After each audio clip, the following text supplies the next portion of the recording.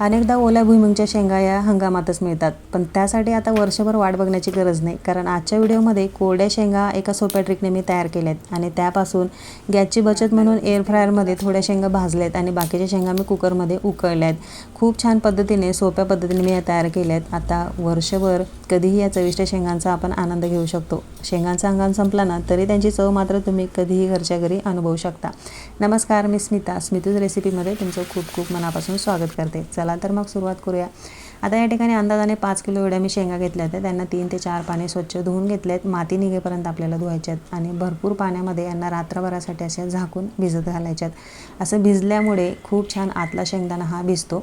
दुसऱ्या दिवशी मी यांना चेक केलं तर आतला शेंगदाणा छान टम्म असा फुगला होता, म्हणजे नव्या ताज्या शेंगा आपल्या तयार झाल्यात.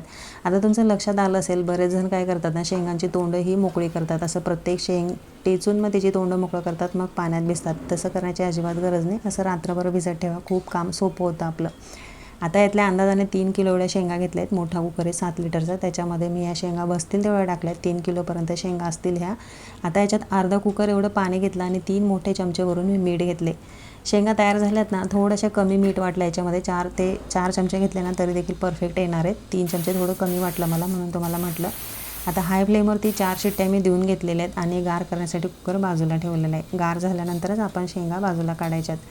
आता बाकीच्या ओल्या शेंगा मी तव्यावरती भाजलेल्या आहेत. खोलगट असा जाळबुडाचा तवा आहे माझ्याकडे. त्याच्यावरती मी जवळजवळ हाय फ्लेमवरती 20 ते 25 मिनटं ह्या शेंगा भाजलेल्या आहेत. एका तव्यासाठी 20-25 मिनटं एवढा वेळ गॅस लागला आहे बघा. हाय फ्लेमवर खूप जास्त गॅस गेला, पण छान अशा ह्या भाजून निघाल्यात बघा. वरती काळपटपणा दिसतं ना, तोवर आपल्याला भाजायच्या आहेत. म्हणजे आतला शेंगदाणा आहे ना, खूप छान असा खमंग असा भाजून होतो. खूप चविष्ट लागतात. तरी देखील आपल्याला ह्या उन्हात कोरड्या कराव्या लागतात. मग मी दोन्ही शेंगा मिक्स केल्या आणि नंतर यांना 3-4 दिवस कोरड्या केल्या त्या उन्हामध्ये. आता ह्या शेंगा भाजेपर्यंत कुकर छान थंड झालेला आहे. तोवर ह्या खारसट पाण्यामध्ये या शेंगा बुडून होत्या, त्यामुळे बऱ्यापैकी यांना खारसटपणा येतो आणि छान अशा ह्या मऊ होतात आतला शेंगदाणा.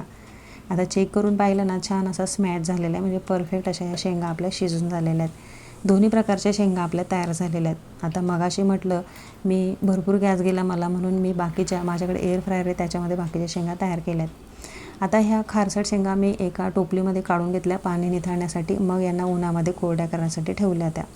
आता एअर फ्रायरमध्ये करताना मी 1-2 मूठभर एवढ्या शेंगा मी तयार केलेल्या आहेत.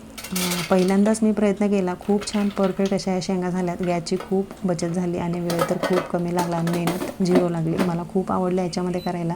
आता याच्यावरती 200 डिग्री सेल्सिअसवर मी 20 मिनिटासाठी ह्या शेंगा भाजलेल्या आहेत. अधनंमधनं 2दा मी मिक्स केल्या होत्या. अगदी परफेक्ट ह्या शेंगा भाजून झालेल्या आहेत. वरती अजिबात काळपटपणा वाटत नाही. असं वाटत होतं की ह्या कच्च्याच आहेत. अजिबात त्यांना डाग वगैरे काही पडला नाही भाजल्याचं. जसं तव्यावर दिसतात तशा दिसत नव्हत्या, पण आतला शेंगदाणा खूप छान परफेक्ट असा हा भाजून निघाला. आता मी ज्या पद्धतीने केला ना, त्या पद्धतीने तुम्हाला आजचा व्हिडिओ मी शेअर केलेला आहे. तुम्ही कशा करता ते मला कमेंटमध्ये जरूर सांगा. चला तर मग पुन्हा भेटूया.